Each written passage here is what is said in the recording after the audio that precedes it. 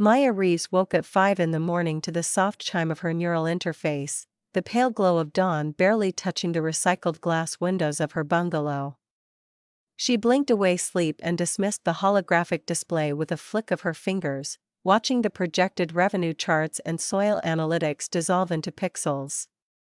The house was quiet except for the hum of the solar converters on the roof and the gentle drip of the hydroponic herbs suspended in the kitchen window. She'd built most of this place herself, reclaimed timber from demolished warehouses, smart glass that adjusted its opacity based on sunlight, a rainwater filtration system that fed into every tap. It wasn't much by her family's standards. But it was hers. She padded barefoot across the heated bamboo floors to the kitchen, where her coffee maker, an ancient machine she'd salvaged from a thrift market, gurgled and hissed as it brewed. The mug she pulled from the cabinet was chipped along the rim, a gift from her grandmother years ago, back when things were simpler. Maya cradled it in both hands and moved to her workstation, a converted dining table piled with datapads, soil sample containers, and a small potted tomato plant that was thriving under a grow light. She swiped her hand across the tabletop interface, bringing up her morning briefing. Patent application status. Quarterly projections. A message from Dr. Sarah Chen about the new seed variant trials. Maya scanned the data with practiced efficiency, chewing absently on a piece of whole-grain toast that tasted like cardboard but kept her going. Her wrist device buzzed. A message from Vanessa. Maya hesitated, then opened it. A photo materialized in the air above her wrist, a sprawling kitchen renovation, all marble countertops and smart appliances that probably cost more than most people earned in a year. The caption read, "Thoughts?" Smiling face with smiling eyes, Maya smiled despite herself. She typed back, "Gorgeous. Happy for you, red heart," and meant it, at least partly. Vanessa's need for validation was exhausting, but Maya had stopped resenting it years ago. She closed the message and returned to her work. By 6:30, she was in her Subaru, the 15-year-old vehicle coughing to life with a reluctance that bordered on defiance. The seats were stained with soil, the back crammed with tools and sample containers. It didn't have the self-driving capabilities or holographic dashboards that every new car boasted, but it ran, and that was enough. She guided it manually through the city's outskirts, passing the gated communities where Vanessa and Dylan lived, homes with automated security drones, climate-controlled atriums, and social media feeds projected onto their exterior walls to showcase the perfect lives within. Maya didn't look at them with envy. She looked at them with focus. Her mind already 3 steps ahead, planning the day's work. The facility was 20 minutes outside the city, accessible only by a dirt road that kept most casual visitors away. To anyone who bothered to look, it was just her grandmother's old farmland, 23 acres of nothing special. But as Maya pulled through the automated gate, biometrically locked, nearly invisible in the tree line, the view transformed. Vertical farming towers rose from the earth like steel and glass cathedrals, their interiors glowing with the violet and blue hues of optimized grow lights. Hydroponic channels snaked between the structures, carrying nutrient-rich water to crops that grew 40 times faster than anything in traditional soil. This was her empire, hidden in plain sight. She parked near the main operations building and stepped out into the cool morning air. The smell hit her first, clean, green, alive. It was the scent of controlled growth, of systems working in perfect harmony. Dr. Sarah Chen was already at her station inside, reviewing data on a translucent screen that hovered at eye level. She glanced up as Maya entered, her expression shifting from concentration to warmth. "Morning," Sarah said. "The Japanese partnership wants to schedule another call. They're talking about doubling their order." Maya set her bag down and pulled up the facility's overview on her wrist display. "Doubling? We'd need to expand the 3rd tower. Already ran the numbers.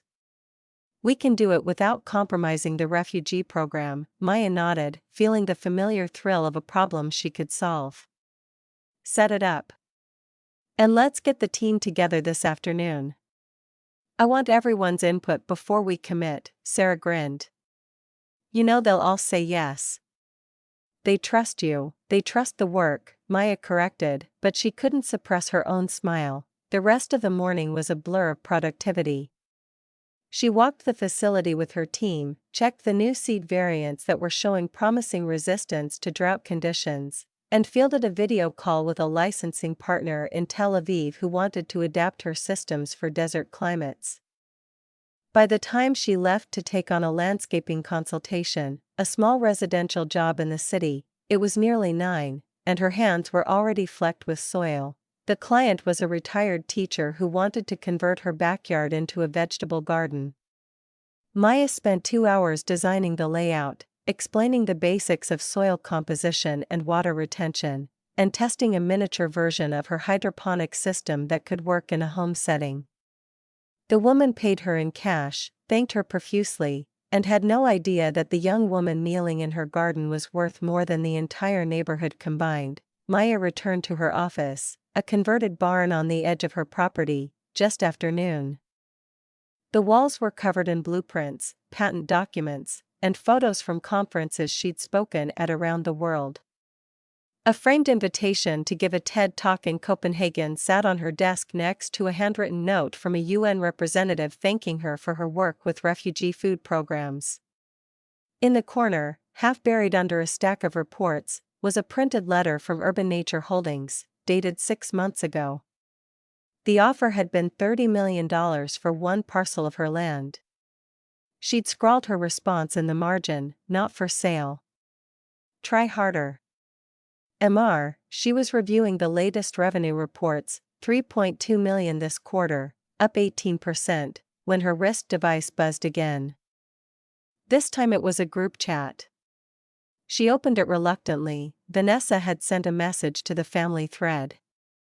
Mom deserves something special for her 65th. I'm thinking the Capitol Grill, private room, Dylan responded almost immediately. Done. I'll handle the bill. No splitting this time, Vanessa again. Should we do a dress code? I just got this amazing Zimmerman dress, Dylan. Jacket required anyway. Maya, you good with that? Maya stared at the messages, feeling the familiar weight of expectation settle on her shoulders. She typed, I'll figure something out, smiling face with smiling eyes, and immediately regretted the emoji. It felt too placating, too small. A private message from Vanessa popped up seconds later. Forwarded from Dylan. Think she'll show up in gardening clothes? Dylan's response. God, I hope not. Mom's friends will be there. Maya closed the chat without reacting. She'd learned long ago that defending herself only made things worse. Instead, she pulled up her email and found the message she'd been expecting. Marcus Chen's assistant had sent another request for a meeting, this time with a revised offer. $47 million for one parcel. The subject line read, one more conversation. Maya allowed herself a moment to consider it. Then she typed, I'll be at the Capitol Grill Saturday night, 7 p.m. If you want to talk, meet me there. But I'm warning you, I'm still saying no. She hit send and waited. 3 minutes later, her device buzzed. I'd cross a continent for another chance to hear you say no. See you Saturday. Maya felt something warm unfold in her chest, something she didn't quite have a name for. She set the device down and stared at the ceiling, letting herself smile for the second time that day. The week that followed was an exercise in endurance. On Monday, Dylan called while she was elbow-deep in a soil analysis, her hands covered in dirt and her mind occupied with nitrogen ratios. Hey, he said, his voice tight with the kind of forced casualness that always preceded bad news. So, I know money might be tight. I can spot you for a new outfit if you need it. There's a Nordstrom sale. Maya glanced at the revenue report still open on her screen. $3.2 million. She almost laughed. That's sweet, but I'm good, Maya, I'm serious. Mom's society friends will be there. First impressions matter, I'll make a good impression. I promise. There was a pause. Maya could hear him breathing, could picture him sitting in his corner office with its floor-to-ceiling windows and automated climate control, trying to figure out how to save his little sister from herself. Just try, okay, he said finally. For Mom, I always do, Maya said, and ended the call before he could say anything else. Wednesday brought Vanessa. The invitation came as a text, coffee at my place? Need to talk, and Maya knew it was a trap. But she went anyway. Vanessa's house was a monument to excess, 6,000 square feet of designer furniture and smart home integration, every surface gleaming with the kind of cleanliness that only money could buy. Vanessa greeted her at the door in athleisure wear that probably cost more than Maya's monthly grocery budget, her smile bright. They sat in the kitchen, the new one, the $85,000 renovation, and Vanessa poured coffee from a machine that looked like it belonged on a spaceship.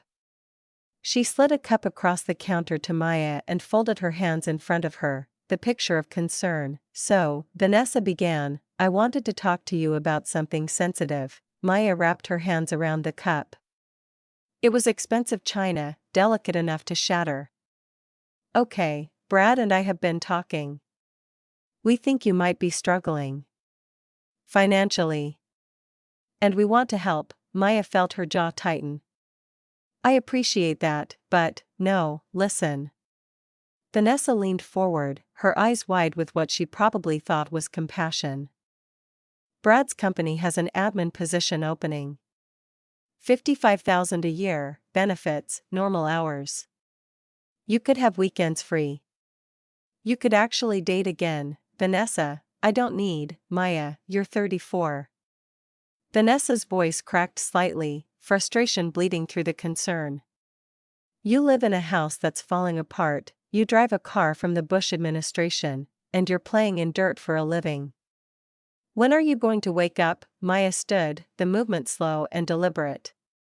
She set the coffee cup down carefully, making sure it didn't chip.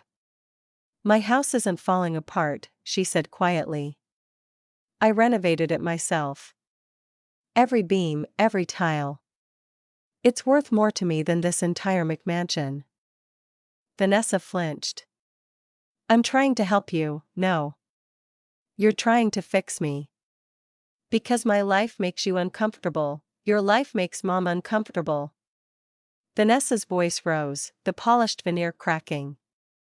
Do you know what she tells her friends? That you're finding yourself. You're 34, Maya, and I found exactly what I was looking for, dirt? Vanessa's laugh was bitter. You found dirt? Maya felt the anger drain out of her, replaced by something sadder and deeper. I found purpose. But you've never asked what that looks like. The silence that followed was heavy, thick with years of misunderstanding. Vanessa's eyes were wet, her hands trembling slightly as she gripped the edge of the counter. I do worry about you, she said, quieter now. I know, Maya said. But worry less. I'm happier than you think. She left before Vanessa could respond, walking out into the bright afternoon and climbing into her ancient Subaru. She sat there for a moment, hands on the wheel, breathing slowly. Then she started the engine and drove home. Friday brought her mother. The call came in the evening, just as Maya was settling onto her porch with a glass of wine, the facility's lights glowing in the distance like a constellation she'd built herself. Darling, Patricia said, her voice warm and bright in that way that always preceded a manipulation. I've done something wonderful. I've invited Richard to dinner tomorrow. Maya closed her eyes. Mom. Who's Richard? From my book club. He's a cardiologist, 40, divorced but no baggage. Very handsome, very stable. He's exactly what you need. I don't need. He's ready to settle down, Maya. He wants a family. And he specifically said he admires women who are down to earth. The phrase landed like a slap. Maya took a long sip of wine. Mom, please don't do this. just meet him. One dinner. Is that so much to ask? For my birthday, Maya felt the exhaustion settle into her bones. Fine, wonderful. Patricia's delight was almost painful to hear. Wear something nice. Not, garden clothes, sure, Mom, she ended the call and stared out at her land. At the empire she'd built from nothing, at the future she was creating one seed at a time. Her wrist device buzzed. A message from Marcus Chen, nervous about tomorrow, she smiled despite herself. Typed back, about telling you no again? Never, his response was immediate. I wasn't talking about business, smirking face, then what, about whether you'll finally say yes to dinner? Just dinner. No contracts, Maya felt her pulse quicken. She looked at the message for a long moment, weighing her response. You're persistent, you're worth it. See you tomorrow night, Maya Reeves. She set the device down and finished her wine, watching the stars emerge above her facility. Tomorrow would bring the dinner. The judgment, the careful dance of pretending to be less than she was. But it would also bring Marcus, and the possibility of something she hadn't let herself want in a very long time. She went to bed that night with her mind racing, already planning the reveal she hadn't quite decided to make, the secret that could change everything if she chose to let it. The morning of the dinner arrived with a gray sky and a chill in the air. Maya spent the day at the facility, immersing herself in work to quiet the growing tension in her chest.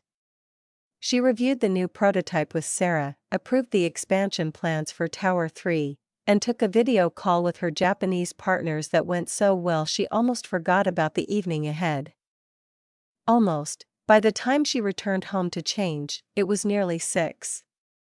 She stood in her closet, a small, neatly organized space with more work clothes than formal wear, and pulled out the one blazer she owned that might pass for acceptable. It was vintage Yves Saint Laurent, something she'd found at a thrift market years ago, but her family would never know that. She paired it with a simple black dress and her grandmother's pearl necklace, the only expensive thing she wore regularly. She looked at herself in the mirror, at the faint lines around her eyes and the calluses on her hands, and wondered what Marcus would see when he looked at her tonight. Then she put on her boots, the ones with soil still clinging to the soles, and headed out. The Capitol Grill was everything she expected, polished, expensive, designed to make people feel important. She arrived 18 minutes late, a small act of rebellion she allowed herself. The private dining room was already full. Dylan and his wife Jennifer, both glowing with the self-satisfaction of success.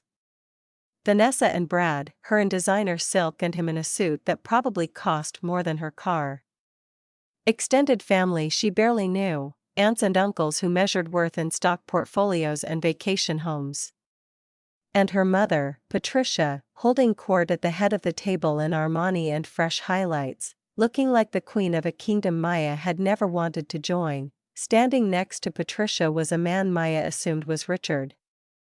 He was handsome in a bland, forgettable way, his smile practiced and his posture screaming stable choice. He looked at Maya as she entered, his eyes flicking down to her boots, and she saw the calculation happen in real time. This was the daughter who needed saving, darling. Patricia rose, arms outstretched. You made it, Maya crossed to her mother and accepted the hug, feeling Patricia tense slightly at the faint smell of earth and plants that still clung to her. Wouldn't miss it, Mom. Happy birthday, Patricia pulled back and gestured to Richard. Maya, this is Richard. Richard, my youngest, Maya. Richard extended his hand, his smile warm and professional. Your mother says you work in landscaping. That's wonderful. Very grounding work. The condescension was subtle but unmistakable. Maya shook his hand. Something like that. Nice to meet you. She took her seat at the far end of the table, the spot reserved for family members who didn't quite fit. Appetizers arrived, plates of food that looked like art and probably tasted like it too. The conversation began. Aunt Carol spoke first, her voice carrying the careful modulation of someone who'd spent decades perfecting the art of polite cruelty. "So Maya, still doing the garden consulting?" She lifted her wine glass, the gesture somehow making the question feel like an accusation. Maya set down her fork, the tines catching the light from the crystal chandelier overhead. "Still at it, how quaint." Carol's smile didn't reach her eyes. "In this economy though, do people still spend on landscaping? I mean, with the automated garden drones and AI lawn management systems everyone's using now, you'd be surprised," Maya said, keeping her voice level. She could feel the weight of attention shifting toward her, could sense the collective judgment settling over the table like a fog. Dylan cleared his throat, and Maya recognized the tone before he even spoke, the well-meaning brother trying to defend her while somehow making everything worse. Maya's really committed to the lifestyle. Very minimalist. It's actually quite admirable, in a way, Rebecca. Her cousin, who ran some tech division at a company whose name always sounded like a sneeze, leaned forward with the kind of smile that preceded an attack. Minimalist is so trendy now. Marie Kondo and all that digital decluttering. Does your work spark joy, Maya? She said it with air quotes, and laughter rippled around the table like a coordinated strike. Maya took a sip of water, letting the moment pass. Every day, Brad was 3 glasses deep into the wine selection Maya had been counting, and his voice carried the false bonhomie of someone who thought alcohol made him charming. "Speaking of work, Maya, have you thought about scaling up? Getting a real business license? I know some guys who help legitimize small operations. Get you into the database, set up proper tax structures, maybe even get you some corporate clients." The word legitimize landed on the table like a slap. Maya felt it in her chest, the casual dismissal of everything she'd built. She kept her face serene, her hand steady on the stem of her glass. "I appreciate the thought." Vanessa's stage whisper was perfectly calibrated to carry. She leaned toward Jennifer, Dylan's wife, but her voice reached every ear at the table. "I tried to Venmo her money for a new outfit earlier this week. She said she was too busy." "Busy doing what? Repotting petunias?" The laughter that followed was scattered but sharp. Maya heard every note of it, felt it settle into the spaces between her ribs. She reached for her wine glass and took a long, slow sip. The vintage was probably worth more than her monthly grocery budget. It tasted like expensive grapes and family dysfunction. Michael, her cousin who worked in some tech startup that had yet to turn a profit but somehow commanded respect, was emboldened by the group's momentum. "You know what Maya needs? A LinkedIn profile. Personal branding. I could help you polish up your online presence, really market whatever it is you do. Build a narrative around the artisanal, sustainable angle. People eat that stuff up." "Actually," Dylan interjected, and Maya wanted to tell him to stop, to just let it go, but he was already talking. "We offered her an apartment in our building last year. Below market rent. Great location, rooftop garden access." She turned it down. Jennifer's perfectly shaped eyebrows rose in genuine confusion. Why would anyone turn down a deal like that? The waiting list for those units is years long. Dylan shook his head with the kind of fond exasperation usually reserved for children who refused to eat their vegetables. She said she needed outdoor space. 4 plants. The eye rolls around the table were almost synchronized. Maya wondered if they'd practiced. Richard, the cardiologist, bless him, was actually trying to help. He leaned forward, his expression earnest. "I actually admire that. It's refreshing to meet someone who isn't obsessed with material things. My ex-wife spent $10,000 a month on handbags. Had a whole room just for shoes. It was exhausting." Patricia seized on this like a lifeline. "See, Maya? Richard understands alternative lifestyles. He appreciates authenticity. Maya took another long sip of wine. The bottle was probably empty by now, at least her glass is worth of it. Then Vanessa's voice cut through the conversation, louder now, alcohol loosening the careful control she usually maintained. Okay, real talk. Maya, don't you ever want more? A real career? Nice things? Someone to take care of you? Her eyes were bright with tears. With genuine confusion that somehow made it worse. I mean, I love you, but I don't understand. You're so smart. You had that amazing job at the marketing firm, the corner office, the expense account. And you just gave up. The table went quiet. This wasn't mockery anymore. This was something rawer, more honest. Maya set down her glass and met her sister's gaze. I have everything I need. You drive a car older than my teenager will be. My car runs perfectly. You live in a house the size of my garage. My house is exactly big enough. Vanessa's voice cracked, mascara starting to smudge at the corners of her eyes. I just don't understand why you're settling. You were so smart. You had that great job, and you just gave up. The silence that followed was heavy with years of unspoken judgment, with love twisted into pity. Maya felt the weight of every eye on her, felt the collective confusion and concern pressing against her like a physical force. She kept her voice soft but firm. I didn't give up, Vanessa. I chose something different, but why? Because I wanted to build something that mattered more than a paycheck. Brad scoffed, the sound sharp in the quiet room. You can't eat meaning, Maya. Trust me, I'm in real estate. I know about property values.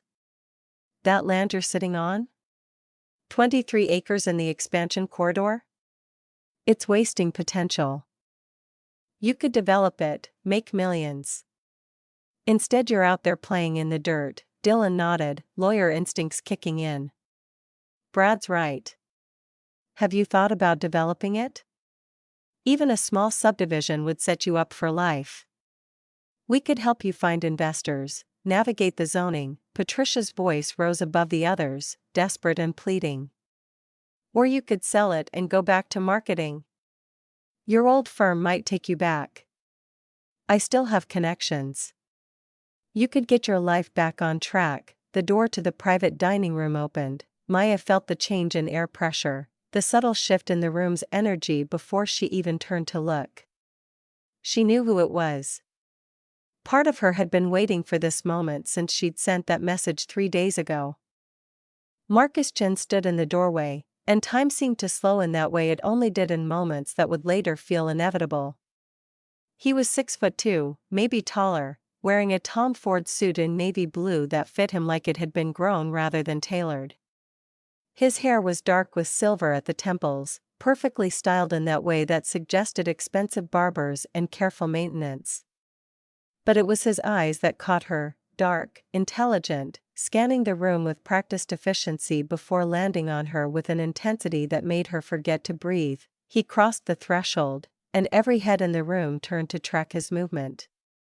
He commanded space the way successful people did.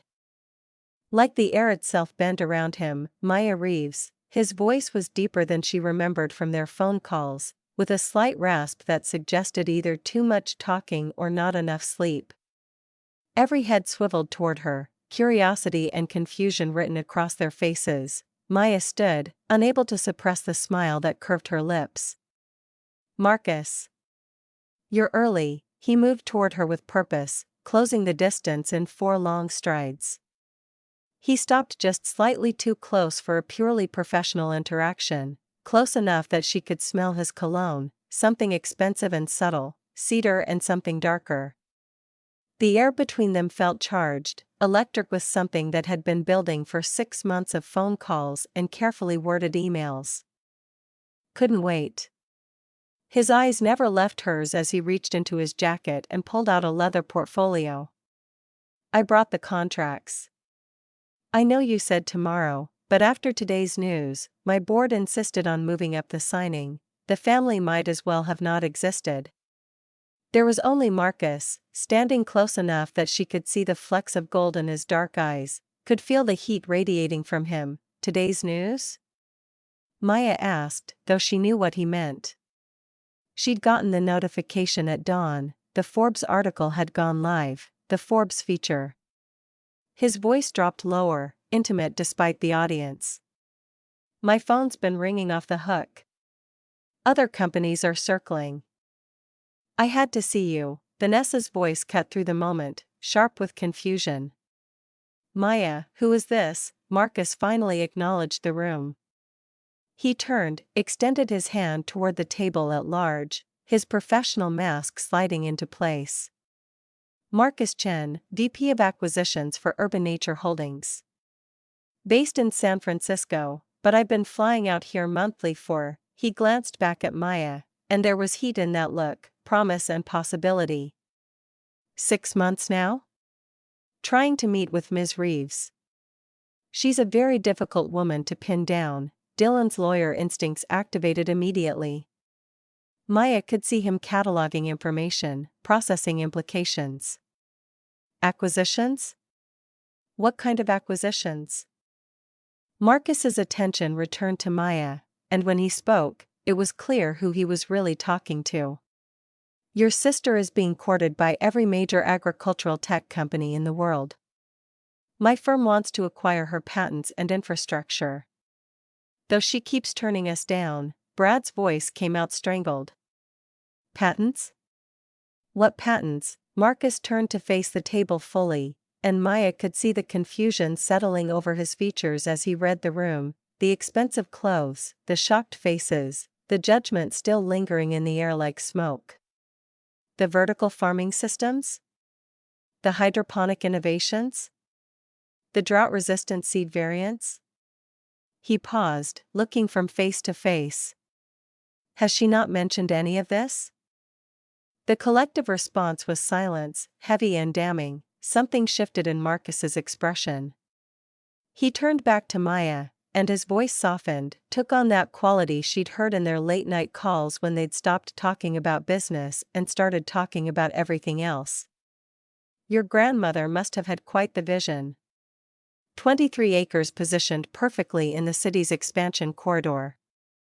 "But that's not even the impressive part," Maya cut him off, embarrassment coloring her cheeks. "Marcus, can this wait until tomorrow?" He stepped closer, close enough that his next words were meant only for her, though the room was silent enough that everyone heard anyway. "Of course. But the offer stands." His voice dropped to barely above a whisper. "Though we both know you're going to say no again." "You always do." "It's becoming my favorite part of these meetings." Maya felt her pulse quicken. "Then why keep asking?" His eyes locked on hers, and the intensity there made her stomach flip. "Because hearing you defend your vision is the best part of my month." The moment stretched between them, charged and heavy with possibility. Then Marcus turned back to the table, his voice returning to business formality, though the warmth remained underneath. "The initial offer is $47 million for the primary parcel, plus tiered royalty percentages on all hydroponic system licensing and seed patents. Though after your TED Talk last month and the Forbes feature today, I'm authorized to go significantly higher." Dead silence. Patricia's voice came out as barely a whisper. "Forbes?" Dylan's face had gone pale. 47 million, Vanessa's mascara was running freely now. TED Talk. Marcus pulled out his phone, swiped through screens with practiced efficiency, and held it up. The Forbes cover loaded on the screen, bright and undeniable. Maya saw herself standing in her facility, surrounded by the vertical farm towers, wearing her work clothes, dirt visible on her hands. She looked powerful. She looked like she belonged there. The headline read, "The Accidental Billionaire, How a Failed Inheritance Became a $200 million ag-tech Empire." Marcus turned to Maya, and she saw the moment comprehension dawned. He read the shock on her family's faces, saw the expensive clothes and judgment, and understood. His voice cooled several degrees when he spoke again. I assumed your family would be celebrating. That's why I thought meeting here would be. He trailed off. Oh, Maya kept her voice quiet, dignified. They didn't know. Something protective flashed across Marcus's face. He looked at the family with an expression Maya had never seen from him before, disappointment, maybe, or judgment of his own. I see. He turned back to Maya. And his voice gentled. I'm sorry. I didn't mean to ambush you, you didn't. I'm glad you're here. His hand moved as if to touch her arm, then stopped halfway, the restraint visible and somehow more intimate than if he'd actually made contact. We should talk. Privately. Away from, he gestured vaguely at the table. Patricia found her voice first. Wait. Wait. 200 million, Marcus kept his eyes on Maya. Estimated valuation, yes. Though Ms. Reeves won't confirm her exact holdings. She's frustratingly private about her finances. Dylan was on his feet now. Maya, is this real? Maya finally broke eye contact with Marcus and looked at her family. At their shocked faces. Their confusion, their dawning understanding. Marcus, this is my family. Mom, everyone, yes. I've been developing commercial-scale urban farming technology on Grandma's land. The garden hobby is actually a research and development facility. I have 23 full-time employees, partnerships in 12 countries, and 17 active patents. Vanessa's voice broke. 17 patents, 18 as of last week. The drought-resistant wheat variant got approved. Brad's face had gone through several colors in the last minute. But you said you had to meet with suppliers earlier this week. We thought you meant the garden center. Marcus couldn't quite suppress his smile.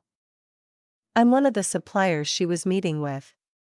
We had coffee this afternoon at her facility. Discussed the Japanese licensing expansion. He turned to Maya, and the reverence in his voice was unmistakable. Which, by the way, your lead engineer is brilliant. The vertical integration model she proposed would revolutionize. Marcus, Maya interrupted, they don't need the details, right? Sorry. He didn't look sorry. I get excited about your work. Michael's voice came out defensive. I offered to help you with LinkedIn. Marcus's laugh was sharp. She doesn't need LinkedIn. We've been trying to recruit her for 6 months. Hell, 3 different firms have offered her CEO positions. Rebecca's carefully maintained composure cracked. CEO positions, she turned them all down. Says she prefers building to managing. Marcus looked at Maya with something like admiration, like respect, like something else she wasn't quite ready to name. Which I understand, even if it drives my board crazy. Richard the cardiologist cleared his throat awkwardly. Patricia, I think there's been some miscommunication about your daughter's situation. Patricia was crying now, quiet tears streaming down her carefully made-up face. Maya, why didn't you tell us? And there it was. The question Maya had been waiting for, the one she'd prepared for but somehow still wasn't ready to answer. She looked at her mother, at her sister, at her brother, at the whole assembled family who'd spent 8 years pitying her. Because I tried, Mom. For 3 years, I tried. The memories came back sharp and clear. Remember year 2? When I came to Thanksgiving and tried to explain my research plans? You said I was having a quarter-life crisis and changed the subject to Dylan's promotion. Patricia's face crumpled, memory surfacing. But you had just quit your job, year 4. Christmas. I brought photos of the first prototype tower.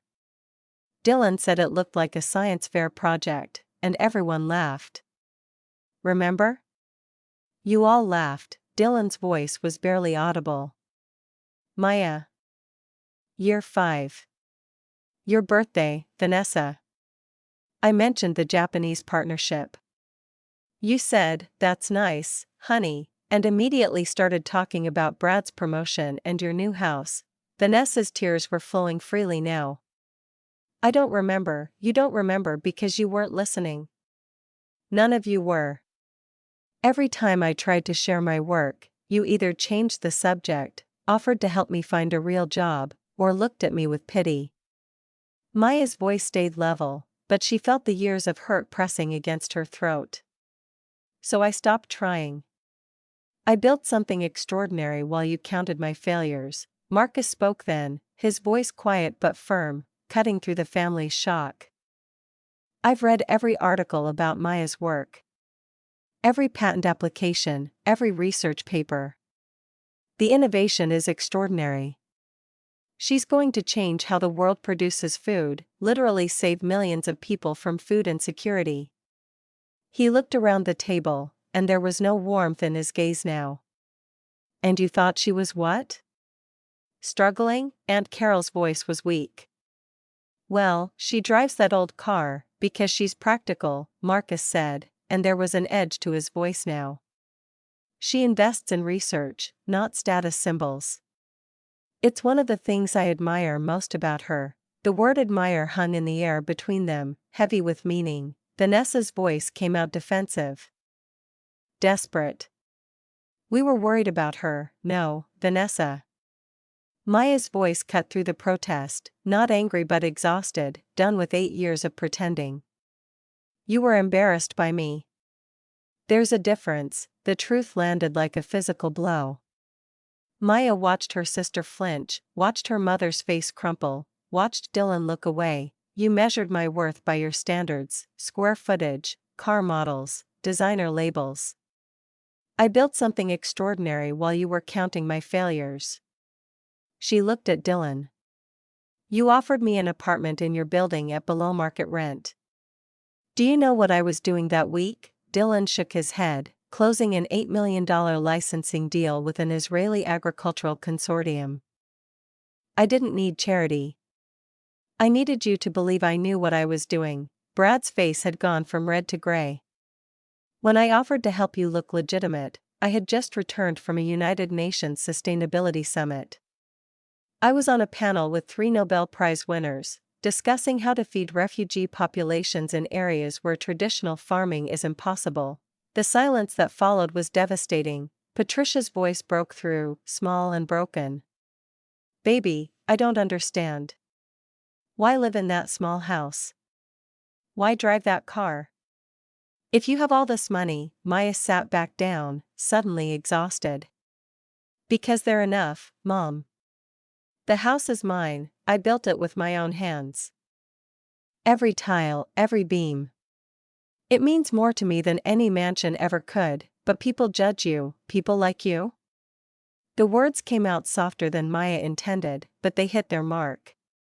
Vanessa flinched visibly. Maya continued, gentler now. I stopped caring what strangers think. But I never stopped caring what you thought. And what you thought was that I was failing. Marcus spoke then, and his voice had returned to that warm, intimate tone. For what it's worth, I think your house is extraordinary. The solar panels, the rainwater collection system, the passive cooling design, it should be an architectural digest. Maya looked at him, surprised. You've seen my house? Something vulnerable crossed his face.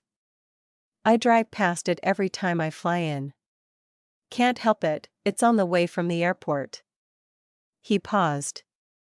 I may have Googled the property records. Wanted to understand the woman who keeps turning me down. Their eyes locked, and the family disappeared again. Maya felt heat rise in her cheeks. That's borderline stalking, Mr. Chen. His smile was slow, deliberate. I prefer persistent interest. There's a difference. Vanessa's voice cut through the moment, realization dawning in her tone. Oh my God. You two are, hoping, Marcus said, not breaking eye contact with Maya. I'm hoping. She hasn't agreed to dinner yet. You're asking in front of my entire family? Strategic vulnerability. Harder for you to say no with witnesses. His smile widened slightly. Also, I'm tired of pretending this is just business. Marcus turned fully toward her then, the room and everyone in it fading to background noise.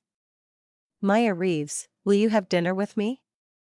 No contracts, no acquisition talks.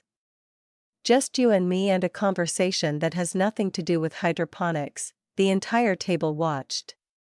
Maya felt the weight of their attention, but more than that, she felt the pull of Marcus's gaze, the promise in his words. You flew from San Francisco to ask me to dinner. I flew from San Francisco to secure a $47 million deal. Asking you to dinner is just good time management. He paused. Also yes. Entirely yes, Patricia couldn't help herself. Say yes, Maya. Maya laughed despite everything, despite the years of hurt and judgment, despite the shock still written across her family's faces. Mom, Marcus grinned. Listen to your mother. She sounds wise. Maya met his eyes, saw the hope there, the genuine interest, the respect that had been building through 6 months of phone calls and carefully worded emails. You know, I'm still saying no to the acquisition. I'm counting on it. Means I get to keep flying out here. He leaned in slightly, and Maya caught that scent again, cedar and promise. So? Dinner, she let the moment stretch, savoring it. Okay, tonight, I'm having birthday dinner with my family, after. His voice was completely serious now. I'll wait. I've waited 6 months. I can wait another hour. The chemistry between them was undeniable, crackling in the air like static electricity before a storm. Dylan found his voice, and there was genuine curiosity in it now, the lawyer giving way to the brother. Marcus, can I ask, what exactly does Maya's company do? Explain it to us like we're idiots. Marcus seemed to appreciate the honest question. He turned to face the table fully, though his hand remained close to Maya's on the table, not quite touching. Sure. Traditional farming uses massive amounts of water, land, and pesticides. Maya's system grows food vertically, in towers, using 95% less water and 0 pesticides. A building the size of a warehouse can produce as much food as a 10-acre traditional farm.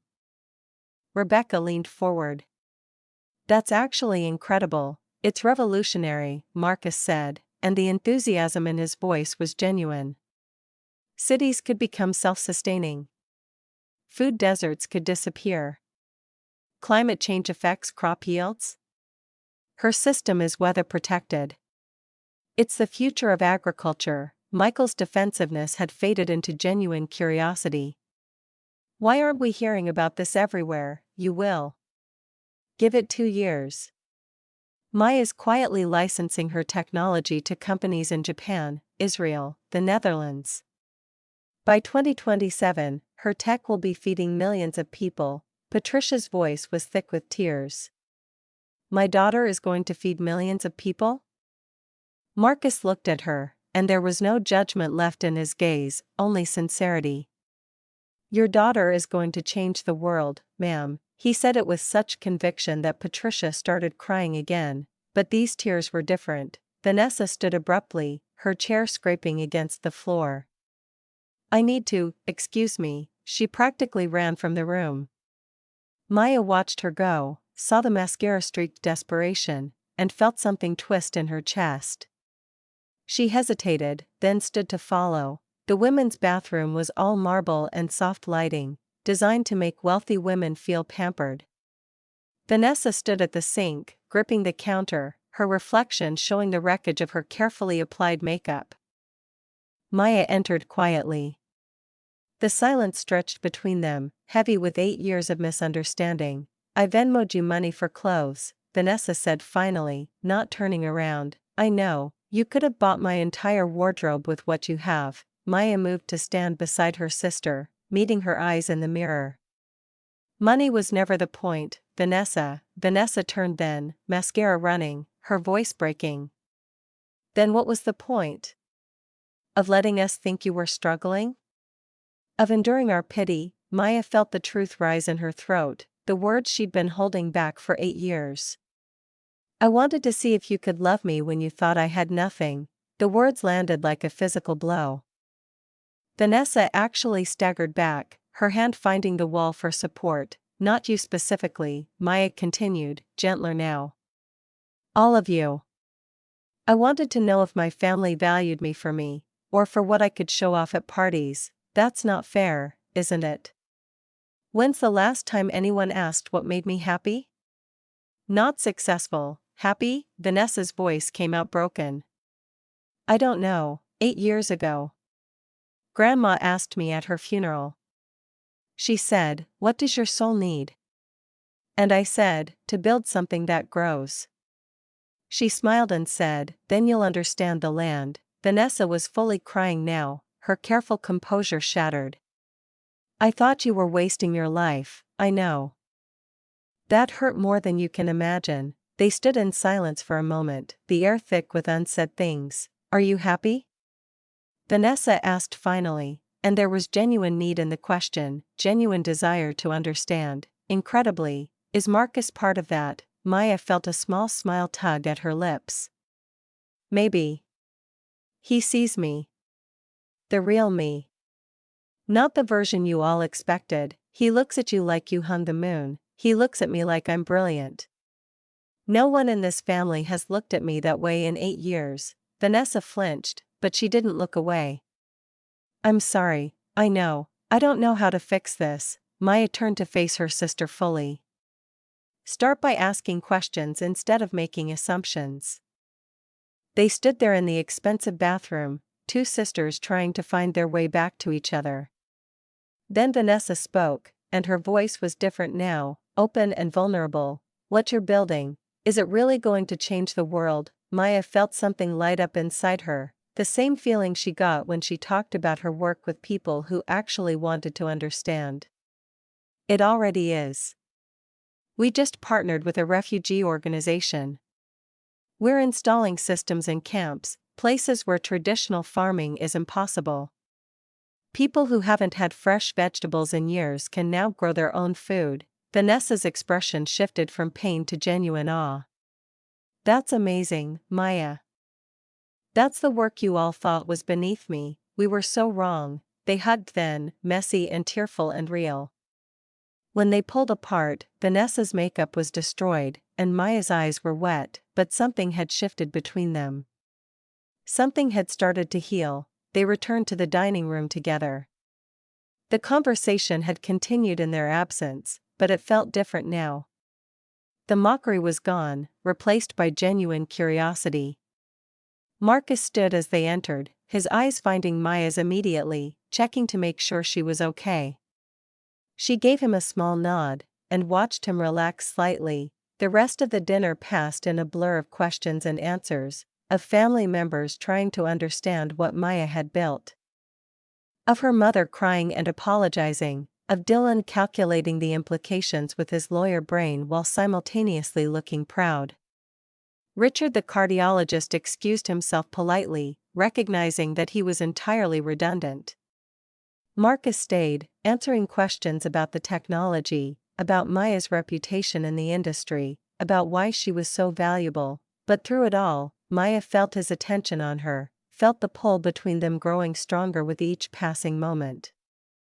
And when the dinner finally ended, when the family began to disperse with promises to visit the facility and questions about when they could see her again, Marcus was waiting by the door. "Ready?" he asked, and the word held so much promise. Maya looked back at her family, flawed, judgmental, but trying now. Learning. Then she looked at Marcus, at the future he represented, at the possibility of being seen and valued for exactly who she was. "Ready," she said, and followed him out into the night. The restaurant was beginning to empty by the time Maya and Vanessa returned from the bathroom, their eyes still red but their shoulders somehow lighter. Marcus stood as they approached, that automatic courtesy that seemed built into him, and Maya felt a flutter of warmth at the gesture. He'd been preparing to leave, she could see it in the way he held his jacket, but when their eyes met across the room, something shifted in his expression. "I should go," he said to the table, his voice carrying that professional courtesy that had probably served him well in countless boardrooms. "This is family time," Maya surprised herself with how quickly the words came. "Actually, stay. Please." Marcus's eyebrows rose slightly, genuine surprise crossing his features. "Are you sure?" "I'm sure." He set his jacket down and returned to his seat. Maya took the chair next to him, not across, not at a careful distance, but right beside him. It was a deliberate choice, and from the way her mother's eyes lit up and Vanessa's lips curved into a knowing smile, everyone noticed. Patricia leaned forward, her earlier tears dried but her eyes still bright with emotion. "Maya, honey, I have so many questions, I'll answer them," Maya said, feeling something settle in her chest, some weight lifting. "All of them. But first." She turned to Richard, who'd been sitting quietly through the revelations, looking increasingly uncomfortable as the evening progressed. "Richard, you seem like a genuinely nice guy, and I'm sorry my mother ambushed you. But I'm not looking to be saved or fixed." Richard's smile was gracious, tinged with relief. "I see that now. For what it's worth, you're remarkable." Marcus's voice came from beside her, quiet but firm. "Agreed." Richard's laugh was genuine as he stood, reading the room with the social intelligence that probably made him good at his job. "And I can see I'm entirely redundant here. Patricia, lovely to meet you. Maya, best of luck with everything." He left with a final wave, and Maya watched Marcus's shoulders relax incrementally, watched him shift slightly closer to her in his chair. The possessiveness was subtle but unmistakable, and Maya found she didn't mind it at all. Dylan cleared his throat, sliding back into his lawyer mode, the one where he asked questions to understand rather than to judge. "Okay, I need to understand the timeline. When did this all start?" "Really start?" Maya took a breath, gathering 8 years of work into words. "Year 2. I had the idea, but I needed proof of concept. I spent $40,000 of my savings on the first prototype." Michael's eyes widened. "While working full-time, I quit my job 3 months in. Couldn't do both. The research was too demanding, and I was exhausted trying to split my focus." Patricia's voice was small. "Living on what?" "Freelance consulting. Made about $30,000 a year. Enough to survive, barely. I ate a lot of rice and beans those first few years." Maya smiled at the memory, though it hadn't been funny at the time. "But every penny I saved went into the research." Brad was leaning forward now, his earlier condescension replaced by something like respect. "And you were developing patents simultaneously?" 17 of them. Filed them myself at first, couldn't afford lawyers. YouTube taught me patent law. I spent about 6 months learning the system, understanding what made a patent application strong versus weak." Marcus spoke then, and there was admiration in his voice that made Maya's cheeks warm. "The applications are works of art. My legal team studied them when we first started looking into acquiring your technology. They're airtight. Professional quality from someone who'd never filed a patent before." Vanessa's question came quietly. "When did it become profitable?" "Year 4. I licensed my first system to a company in Japan. That was $2 million. Gasps echoed around the table. Patricia's hand went to her mouth. "I reinvested everything.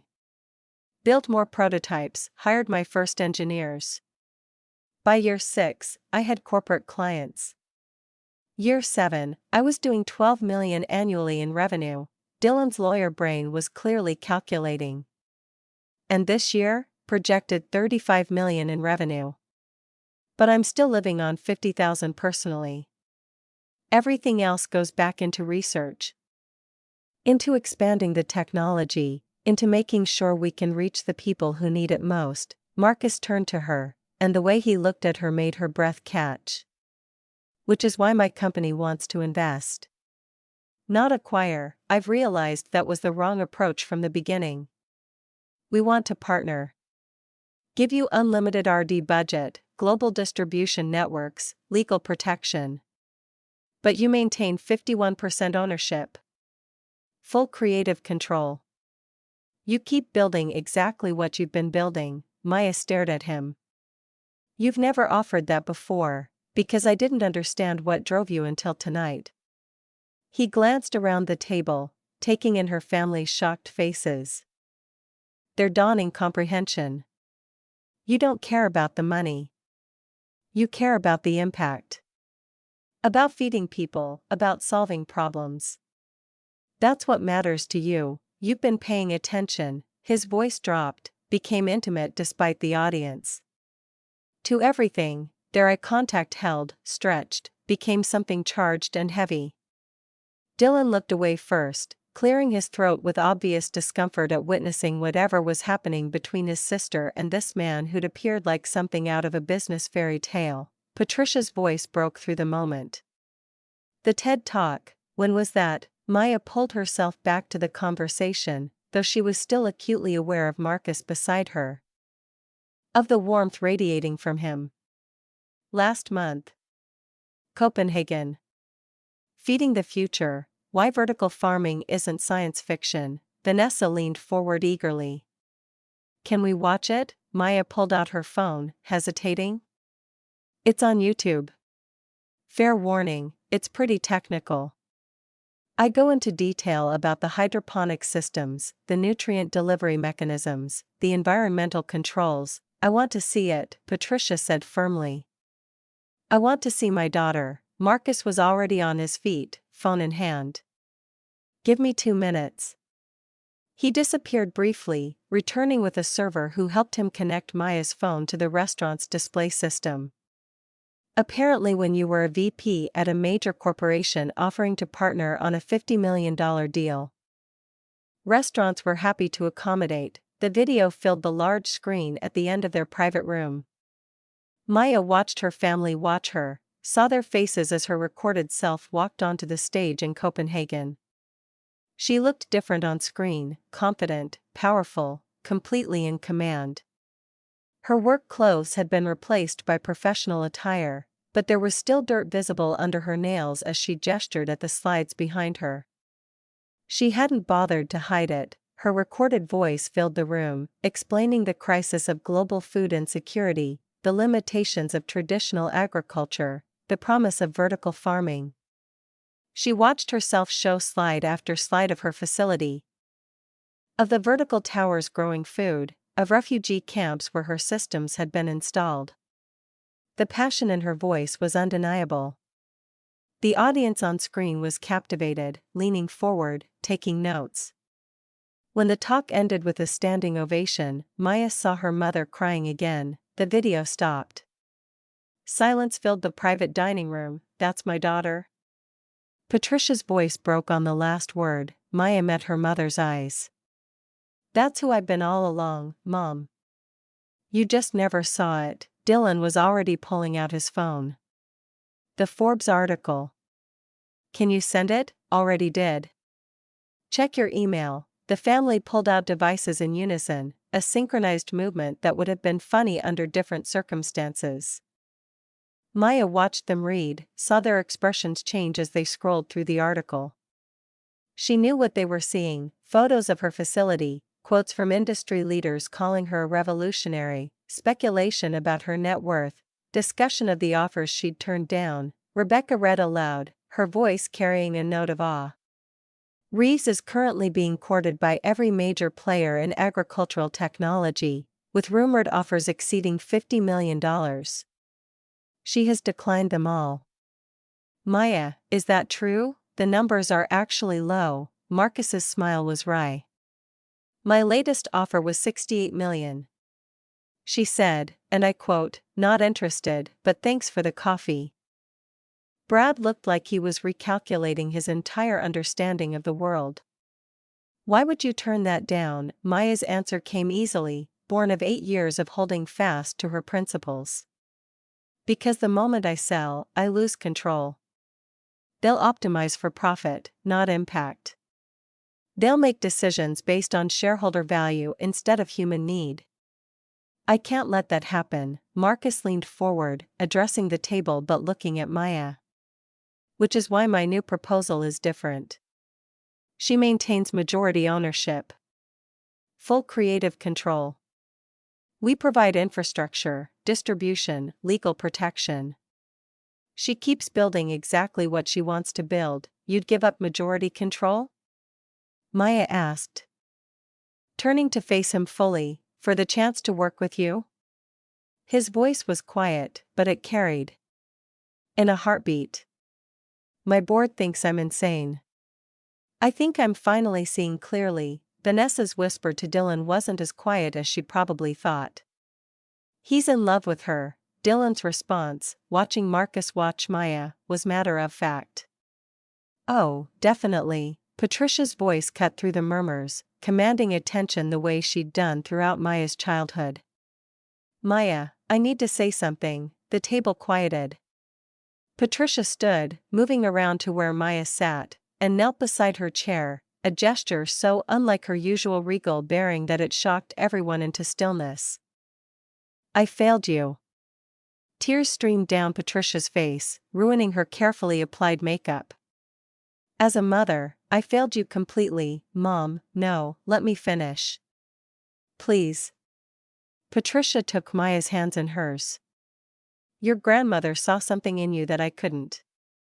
She saw your strength, your vision, your brilliant mind. And instead of supporting you, instead of asking questions and trying to understand, I tried to make you into what I thought you should be. I tried to mold you into some version of success that I recognized, that made sense to me. Patricia's voice broke. You were brave enough to build a life on your own terms, to pursue something meaningful even when everyone around you thought you were failing. And I made you feel small. I made you feel like you were disappointing us. I'm so sorry, baby. Maya felt her own tears start, felt 8 years of hurt and loneliness threatening to overflow.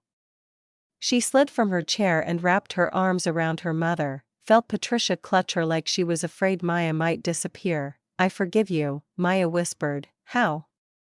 Patricia pulled back, searching Maya's face. After everything we've said, everything we've made you feel, because you're my mom. And because I understand now, you were worried. You just showed it wrong. You thought you were protecting me from failure. You couldn't see that I was actually succeeding on my own terms. They held each other, and around them, the family was crying too.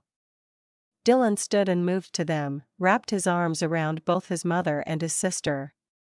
Then Vanessa joined, and suddenly it was a family embrace, messy and tearful and real in a way that felt new. When they finally separated, Dylan's voice was thick. Maya, I'm sorry too. I offered you an apartment like you were a charity case.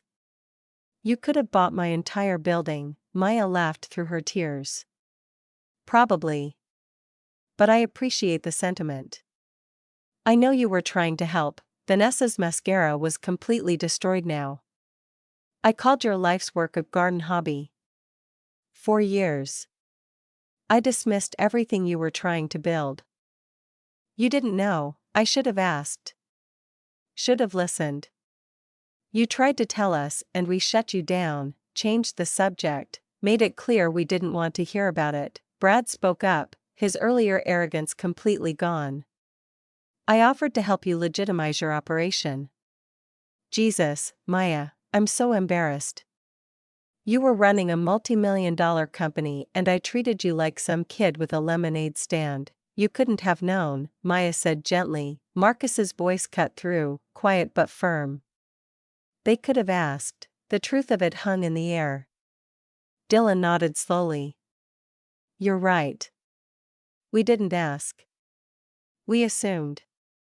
We judged. We decided we knew better without ever actually trying to understand what Maya was building. Aunt Carol spoke up from her end of the table, her voice small. Maya, those suppliers you mentioned meeting with all week, who were they really? Maya felt a smile tug at her lips despite the emotional intensity. Let's see. Monday was the Japanese licensing team. We're expanding our partnership to include new crop varieties. Tuesday was my patent attorney and a representative from the UN Food Program.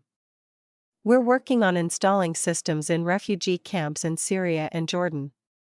Wednesday was Marcus. Thursday was a materials engineer from MIT who wants to collaborate on new growing substrates that could work in even harsher climates. Friday was a conference call with investors in Tel Aviv about bringing the technology to areas affected by drought. Michael shook his head in disbelief. And we thought you were at the garden center buying fertilizer. I go to the garden center too, Maya said. For fun. I like the hands-on work, even when it's small scale. The laughter that rippled around the table was warm, genuine. Something had shifted in the room, some fundamental recalibration of understanding. Rebecca leaned forward. Your employees, the 23 people working for you. Who are they? Agricultural engineers with PhDs from places like MIT and Cornell. Botanists specializing in controlled environment agriculture. Systems designers who left positions at major tech companies. Business development specialists. Operations managers. Most of them took pay cuts to work with me because they believed in what we were building. Marcus spoke, and there was pride in his voice. Because she's brilliant. Because the work matters. Because she treats them like partners, not employees. He turned to Maya. Your team is fiercely loyal. I tried to recruit 3 of them. All said the same thing, we're not leaving Maya. Maya felt genuine surprise. You tried to poach my people? Before I understood what I was up against. Before I realized that you'd built something that money couldn't buy, a team that believed in you personally, not just in the mission. He looked chagrined. I apologize, forgiven. Maya found herself smiling at him. At his obvious discomfort with his earlier tactics. If you really want to make it up to me, there's something I need. Marcus leaned in, and the movement brought him close enough that Maya could smell his cologne again, could see the gold flecks in his dark eyes. Name it. I want to expand into sub-Saharan Africa. Food insecurity there is at crisis levels. But I need partners who understand the cultural context, the infrastructure challenges, the political complexities. I can't just parachute in with my technology and expect it to work. We have offices in Kenya and South Africa. Regional experts who've been working in agricultural development for decades, and you'd let me design the program? No profit mandates. Just impact focus? Because these communities can't afford to pay market rates, Marcus held her gaze. If that's what it takes to have you at the table, to have you trust me as a partner, yes. Absolutely yes, then we should talk.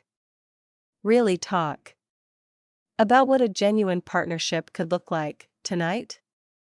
The hope in his voice was barely concealed. After this, tonight, the way they looked at each other made the room disappear again. There was promise in that look, possibility, the potential for something that went far beyond business arrangements and licensing deals. Vanessa's voice broke through, deliberately loud. Okay, I need details. How long has this been going on? Maya felt her cheeks heat. Nothing's going on, 6 months of professional meetings that were actually excuses to see her, Marcus said, completely shameless in his confession to her family. I've been pursuing your sister since the day I met her.